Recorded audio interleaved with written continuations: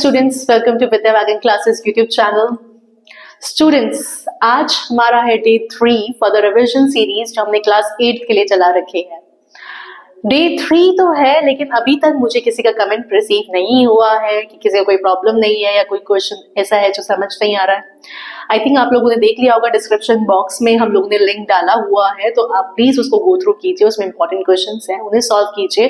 अगर वो प्रॉब्लम करते हैं तो उसको आप कमेंट में डाल सकते हैं. ओके तो आज है हमारा डे 3, 15 दिन, 15 चैप्टर्स, तीसरा दिन है आज हमारा. आज हम करने वाले हैं पॉलिनॉमियल्स. पॉलिनॉमियल्स वही वाला पार्ट है, अलजेब्रिक एक्सप्रेशन का डिवीजन वाला पार्ट. हो सकता है किसी की बुक में पॉलिनॉमियल्स नाम का चैप्टर हो ही ना, बट अलजेब्रिक आइडेंटिटीज या एक्सप्रेशन का जो पार्ट है डिवीजन का, वो वही पार्ट है पॉलिनॉमियल्स का. तो मैं उसे क्लियरली समझा देती हूँ, वो तुम्हारा 8th के साथ साथ 10th 9th में भी हेल्प करेगा. तो चलो स्टार्ट करते हैं. आज का टॉपिक काफी इंपॉर्टेंट, पॉलिनॉमियल्स. कम से कम 8 नंबर कवर करेगा आपके एग्जाम के. तो चलो स्टार्ट करते हैं. तो चलिए हम लोग स्टार्ट कर रहे हैं पॉलिनॉमियल्स. पॉलिनॉमियल्स क्या होता है वो पहले हम ये देख लेते हैं कि पॉलिनॉमियल्स क्या होता है. पॉलिनॉमियल्स एक अलजेब्रिक एक्सप्रेशन है जहां पे एक्सपोनेंट्स किसी भी वेरिएबल का वो एक होल नंबर होना चाहिए. दैट मींस जो आपके वेरिएबल्स आ रहे हैं उसकी जो पावर है वो एक होल नंबर होना चाहिए, ना तो फ्रैक्शन में होना चाहिए ना डेसिमल में होना चाहिए, या नेगेटिव और फ्रैक्शन में भी नहीं होना चाहिए. ठीक है, और नेगेटिव में भी नहीं होना चाहिए. तो तभी वो आपका पॉलिनॉमियल बनेगा. जिस हिसाब से यहाँ पे 2x² प्लस 3x प्लस 5 हमने एग्जाम्पल लिया है, तो दैट मीन्स ये जो है ये हमारा पॉलिनॉमियल है, क्योंकि इसकी जो पावर है दैट इज 2 और वो एक होल नंबर है, इसलिए ये एक पॉलिनॉमियल है. ओके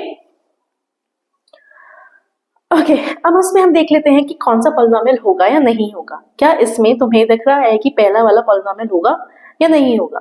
तो पहला वाला तो मैम पॉलिनॉमियल होगा कि नहीं होगा, बताओ आप लोग बताओ कि क्या ये पहला वाला पॉलिनॉमियल होगा. यस, ये वाला पॉलिनॉमियल होगा. ठीक है, बट अगर इसमें क्वेश्चन थोड़ा चेंज हो जाता, √3x² माइनस 5√x हो जाता, तो ये पॉलिनॉमियल नहीं होता, क्योंकि यहाँ पर ये जो x की पावर बन जाती दैट इज हाफ. x की पावर रूट का मतलब होता है x की पावर हाफ, तो दैट मीन्स वो एक पॉलिनॉमियल नहीं बनेगा. क्लियर हो गया? ओके तो सेकंड वाला अगर हम एग्जांपल देखिए तो यस, ये एक पॉलिनॉमियल है, क्योंकि इसमें कोई भी पावर जो है वो नेगेटिव में या फ्रैक्शन में नहीं है. अब ये वाला एग्जांपल अगर हम देखते हैं तो क्या ये पॉलिनॉमियल है? यस, ये भी हमारा पॉलिनॉमियल है. ओके चलो नेक्स्ट. अब हम बात कर लेते हैं टर्म्स क्या होते हैं. जैसे हमारा ये एग्जांपल था 2x² प्लस 3x प्लस 5. अब इसमें टर्म्स क्या हो गए? जो भी सारे टर्म्स आते हैं, 2x² ये अपना एक टर्म है, फिर 3x ये अपना एक टर्म है, फिर 5 ये अपना एक टर्म है. ये सब एक टर्म्स आते हैं जिसमें हम बात करते हैं कि ये हमारे टर्म्स होते हैं किसी भी अलजेब्रिक एक्सप्रेशन के. ठीक है, अब next is the word coefficient. Coefficient का मतलब होता है कि वो जो जिसका कोफिशिएंट मांग रहा है उसके अलावा उस टर्म में बाकी जो भी है वो तुम्हारा वो उसका कोफिशिएंट हो जाएगा. जैसे इसमें मैं एक क्वेश्चन में उसने बोला what is the coefficient of x. Equation है 2x² प्लस 3x प्लस 5. तो इसमें x के साथ सिर्फ 3 आ रहा है, तो 3 will be the coefficient of x. ठीक है, मान लो अगर इसके साथ 3xy आ रहा होता, ये y भी आ रहा होता, यहाँ पर 3xy आ रहा होता, तो कोफिशिएंट ऑफ x हो जाता 3y. ठीक है, अगर वो तुमसे पूछता न्यूमेरिकल वैल्यू ऑफ x या न्यूमेरिकल कोफिशिएंट ऑफ x, अगर वो तुमसे पूछता कि न्यूमेरिकल कोफिशिएंट क्या है, तो वो 3 रहता, तो वो चेंज नहीं होता. ओके तो वो 3 ही रहता. ठीक है, समझ आ गया? चलो आगे चलते हैं. पॉलिनॉमियल 3 तरह के होते हैं, मोनोमियल, बाइनोमियल, ट्राइनोमियल. मोनोमियल का मतलब होता है जिसमें सिर्फ और सिर्फ एक ही टर्म है. जैसे अगर मैंने लिख दिया बस 2x, तो ये मेरा मोनोमियल हो जाएगा. ठीक है, बाइनोमियल वो होता है जिसके अंदर 2 टर्म्स आए. 2 टर्म्स का मतलब हो गया, जैसे मैंने लिख दिया 2x प्लस 5, ये मेरा बाइनोमियल हो गया. और ट्राइनोमियल वो होते हैं जिसके अंदर 3 टर्म्स आए. 3 terms 2x² plus 3x plus 5, ये 3 टर्म हो गए. ठीक है, इसके बाद कोई भी अगर इससे ज्यादा टर्म्स आते हैं तो हम उन सबको पॉलिनॉमियल से ही रिप्रेजेंट करते हैं कि ये सारे हमारे पॉलिनॉमियल हैं. ठीक है, तो मोनोमियल, बाइनोमियल और ट्राइनोमियल ये तीनों आपको समझ आ गया. गुड. अब हम ये समझते हैं कि एक पॉलिनॉमियल को स्टैंडर्ड फॉर्म में कैसे करते हैं। तो सबसे पहले ये जो हमें एक्सप्रेशन दे रखा है हम इसको सिंप्लीफाई कर लेते हैं। तो ये x square plus 3/4x plus 2/3x plus 2/3 multiply 3/4 हो जाएगा। अगर हम इसको सॉल्व करें तो मेरा आंसर आ जाएगा x square plus 9x plus 8x upon 12 plus ये तो कट गया 1/2 और ओवरऑल आंसर जो आ जाएगा वो एक्स स्क्वायर प्लस 17x/12। ये तो हमने सॉल्व कर लिया, ठीक है, ये तो हमने सॉल्व कर लिया। लेकिन इसने क्वेश्चन में पूछा स्टैंडर्ड फॉर्म क्या होती है।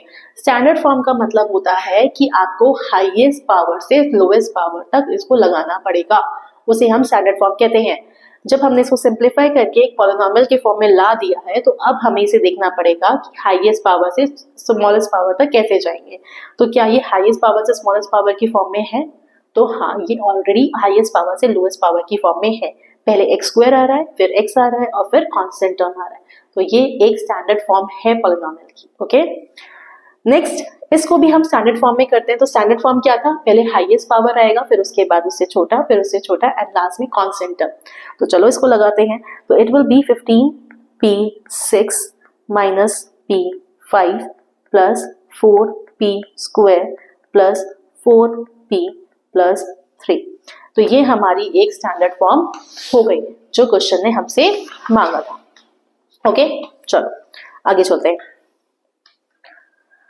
Okay, now we have to divide. Monomial को मोनोमियल से डिवाइड करना है। तो देखिए कैसे डिवाइड करते हैं मोनोमियल को मोनोमियल से। ठीक है, ओके, तो चलो अगर हम इसको पहले खोल लेते हैं तो -5 को हमें -√5 और z को 2 बार, z स्क्वायर है तो z को 2 बार ऐसे लिखकर डिवाइड में √5 मल्टीप्लाई z लिख सकते हैं। मैंने इन सबको सिंप्लीफाई कर लिया, इनको प्रोडक्ट फॉर्म में निकाल लिया है। ओके, अब देखते हैं जो कट जाता है वो काट देते हैं। देखो ये कट गया तो मेरा आंसर आया -√5z अपॉन 1। ठीक है, तो इसको मैं -√5z लिख सकती हूँ। ये मेरा आंसर हो जाएगा। क्लियर है? इस तरह से हम मोनोमियल को मोनोमियल से डिवाइड कर सकते हैं। चलो नेक्स्ट आगे करते हैं, एक और क्वेश्चन देख लेते हैं। ये है, इस क्वेश्चन में -3/4 p स्क्वायर को डिवाइड करना था 4/3 p स्क्वायर से। ठीक है, तो ये p स्क्वायर तो p स्क्वायर कट गया, अब ये इधर जाके रेसिप्रोकल हो जाएगा इंटू 3/4। तो ये आया मेरा माइनस नहीं है 9/60। ओके, तो ये हमारा आंसर आया। ओके, चलो अब हम एक पॉलिनॉमियल को, पूरे पॉलिनॉमियल को अगर मैं एक मोनोमियल से डिवाइड करना चाहती हूँ तो कैसे करूंगी। तो चलो देखते हैं। सबसे पहले तो मैं इसे एक स्टैंडर्ड फॉर्म में ले आऊंगी। ठीक है, तो सबसे पहले मैं इसे स्टैंडर्ड फॉर्म में ले आती हूँ। किसी भी क्वेश्चन को करने में सबसे पहले आप चेक करो कि वो स्टैंडर्ड फॉर्म में है या नहीं है। अगर नहीं है तो उसे स्टैंडर्ड फॉर्म में बनाओ। ओके, तो चलो हमने इसे स्टैंडर्ड फॉर्म में बनाया, -12x plus 4 whole divided bye 2x। ठीक है, ओके, अब इसको मैं इस तरह से सब में डिवाइड कर देती हूँ।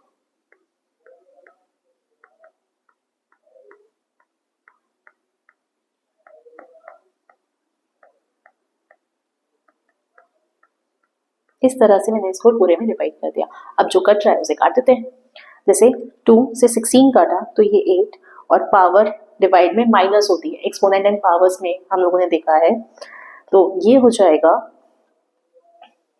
x स्क्वायर में बचेगा, 2 से ये कटा तो ये 11 हो जाएगा और एक x से एक x कट जाएगा, ये कट जाएगा 6 टाइम्स और ये कट जाएगा 2 टाइम्स। तो बचा -8x square plus 11x minus 6 plus 2 upon x। Okay, तो ये हमारा बचा आंसर। क्लियर हो गया? ओके, चलो आगे चलते हैं। अगर यही सेम चीज हमें लॉन्ग डिवीजन मेथड से करनी होगी तो हम कैसे करेंगे। ठीक है, मतलब एक पॉलिनॉमियल को मोनोमियल से डिवाइड करना है बट लॉन्ग डिवीजन मेथड, तो किस तरीके से करते हैं। तो चलो देखते हैं लॉन्ग डिवीजन मेथड। ये हो गया 2x स्क्वायर। ठीक है, सबसे पहले इसे स्टैंडर्ड फॉर्म में रखेंगे 6x4 minus 8x³ plus 12x minus 4। हमेशा ध्यान रखना सबसे पहले चीज है स्टैंडर्ड फॉर्म में कन्वर्जन। अगर स्टैंडर्ड फॉर्म में कन्वर्जन नहीं होता तो मतलब कुछ नहीं आएगा। समझ आ गया? चलो 2 को मैं यहाँ किससे मल्टीप्लाई करूं कि 6 आ जाए? 2 को हम करेंगे 3 से मैम। अब ये x² और ये x4 है तो हम x² और ले लेते हैं क्योंकि मल्टीप्लाई में पावर प्लस हो जाती है। x² प्लस x² x की पावर 4। ओके, तो ये हो गया 6x की पावर 4 और माइनस करा, डिवाइड जैसे करते हैं नॉर्मली वैसे ही। ओके, अब इसको लिया, ये हो गया माइनस 8x³। अब इसको लिया तो ये माइनस 4x करेंगे, 4 टू 8 होता है इसलिए, और ये माइनस 8x³ साइन चेंज और ये कट गया। अब ये उतारा 12x,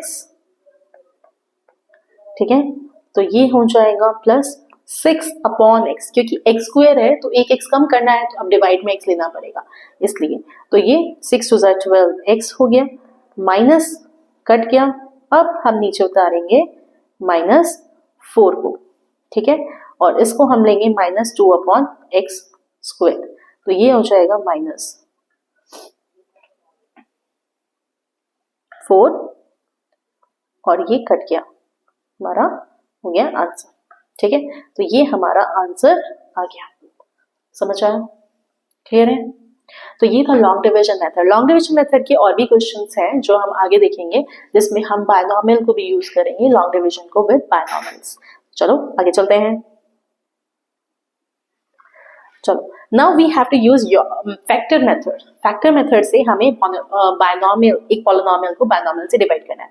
फैक्टर मेथड में हम लोग क्या करेंगे, हम लोगों ने जब लास्ट जो हमने वीडियो देखी थी अलजेब्रिक आइडेंटिटीज की, उसमें हम लोगों ने मिडिल टर्म स्प्लिट सीखा था, तो इसमें भी हम वही मिडिल टर्म स्प्लिट करके फैक्टर्स निकालेंगे और फिर उसके बाद हम उनको डिवाइड करेंगे। ठीक है, तो सबसे पहले हम जो न्यूमरेटर है हम उसके फैक्टर्स निकाल लेते हैं। हम इसको ऐसे लिख सकते हैं y² plus 12y plus 30y divided by y plus 7। अब मैं इसके फैक्टर्स निकाल लेती हूँ। तो 7 5 35 होता है, 7y plus 5y plus 35 divided by y plus 7। तो चलो अब फैक्टर्स लेते हैं। y कॉमन लिया, y प्लस 7 प्लस 5 को कॉमन दिया, y plus 7 whole divided by y plus 7। अब कॉमन ले लेंगे, y प्लस 7 को कॉमन ले लिया और मल्टीप्लाई में बचा y प्लस 5। हमेशा याद रखना मल्टीप्लाई डिवाइड हो सकता है, मल्टीप्लाई और डिवाइड में ही कटिंग हो सकती है, प्लस और माइनस में कटिंग नहीं हो सकती। बच्चे बहुत कंफ्यूज रहते हैं इस चीज में। ओके, इससे मेरा आंसर आया y प्लस 5। ओके, चलो आगे चलते हैं। नेक्स्ट, अब हमें लॉन्ग डिवीजन मेथड से एक बायनॉमियल को पॉलिनॉमियल से डिवाइड करना है। चलो डिवाइड करते हैं। हमारा बायनॉमियल है 4x माइनस 5 और हमारा पॉलिनॉमियल है 4x³ minus 37x² plus 52x minus 15। ठीक है, चलो इसको डिवाइड करते हैं। तो सबसे पहले 4 न्यूमेरिकल नंबर तो सेम है, हम सिर्फ और सिर्फ वेरिएबल से मल्टीप्लाई कर लेते हैं। तो ये हो गया 4x³ और माइनस 5x²। तो चलो कट करते हैं। ओके, इस नंबर को दोनों से मल्टीप्लाई करेंगे, बायनॉमियल है ना, तो अगर एक नंबर ले रहे हैं तो दोनों से होगा, 4x से भी और माइनस 5 से भी। Okay, don't forget that thing. Okay, तो इसको सॉल्व करने पर आया minus 32x² plus 52x minus 15। Okay, ये बचा। अब इसमें हम क्या करेंगे, माइनस 8x ले लेंगे, तो minus 32x² plus 40x science change, minus किया 12x आया ये और माइनस 15। अब हम लेंगे प्लस 3 क्योंकि 4 3 12 होता है, तो 12x माइनस 15 ये कट गया हमारा। ठीक है, और ये हमारा आंसर आ गया। क्लियर है? ओके, चलो लेट्स गो फॉरवर्ड। ओके, अब इसमें देखना है लॉन्ग डिवीजन मेथड से मेरे को इन दोनों को डिवाइड करना है और फिर चेक करना है कि क्या ये इसका फैक्टर है या नहीं है। फैक्टर कैसे चेक करते हैं? फैक्टर ऐसे चेक करते हैं कि अगर हमारा आंसर जो आ रहा है वो 0 आ जाए, रिमाइंडर जो है वो 0 आ जाए तो दैट मीन्स वो उसका फैक्टर है। अगर वो उसका रिमाइंडर 0 नहीं आ रहा है तो वो उसका फैक्टर नहीं है। तो चलो देखते हैं, डिवाइड करते हैं। ये लॉन्ग डिविजन मेथड से ही होगा। 2q minus 1, 4q cube minus 6q square minus 4q plus 3। Okay, तो ये हो जाएगा 2q स्क्वायर, तो ये हो गया 4q cube minus 2q square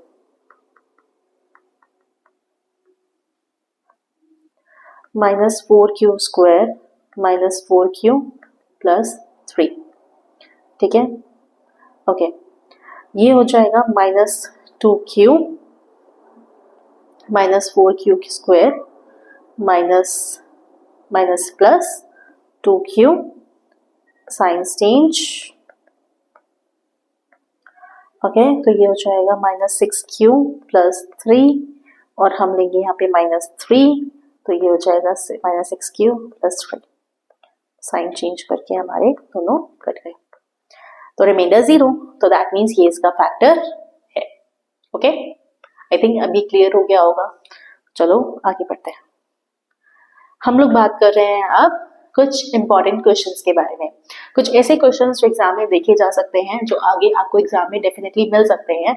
काफी टाइम से जो क्वेश्चंस बार बार रिपीट हो रहे हैं, हम उसको एक बार देख लेते हैं।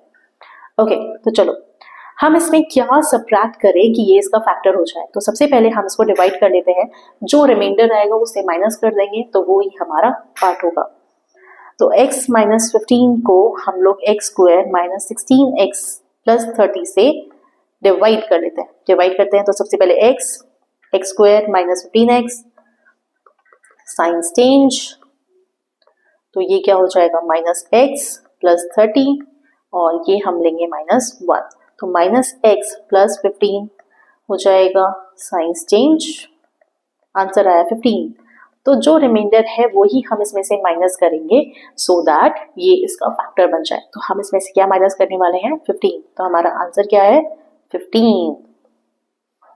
नेक्स्ट, चलो इसको डिवाइड करना है और रिमाइंडर बताना है। ठीक है, चलो सबसे पहले हम इसको स्टैंडर्ड फॉर्म में रखेंगे, तो ये minus y plus 1 8y square plus 8y plus 7। Okay, तो चलो डिवाइड करते हैं। तो सबसे पहले मैं ले लेती हूँ माइनस 8y, तो जैसे ये 8y स्क्वायर हो जाएगा और माइनस का 8y आ जाएगा। साइंस चेंज कर लो, चलो ये हो गया 16y प्लस 7। हम लेंगे अब माइनस का 16, तो ये हो जाएगा 16y minus 16। Science change cut गया, अब ये दोनों प्लस हो जाएंगे तो 23, तो 23 ही हमारा क्या हो जाएगा reminder, that's the answer. Okay, I think आप लोगों को समझ आ रहा है। तो बहुत इजी है, बस एक बार ट्रिक समझ लो तो समझ आ जाएगा, और प्लीज कर लो क्योंकि 9th और 10th में फिर से रिपीट हो रहा है, तो ये आप लोगों के लिए और फायदेमंद हो जाएगा, तो अच्छे से कर लो।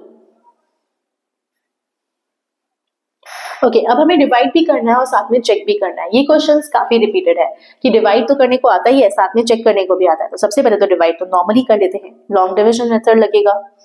4x square plus 7x minus 11, तो करें तो ये 2x ले लेते हैं पहले, तो ये 4x स्क्वायर माइनस 8x हो जाएगा।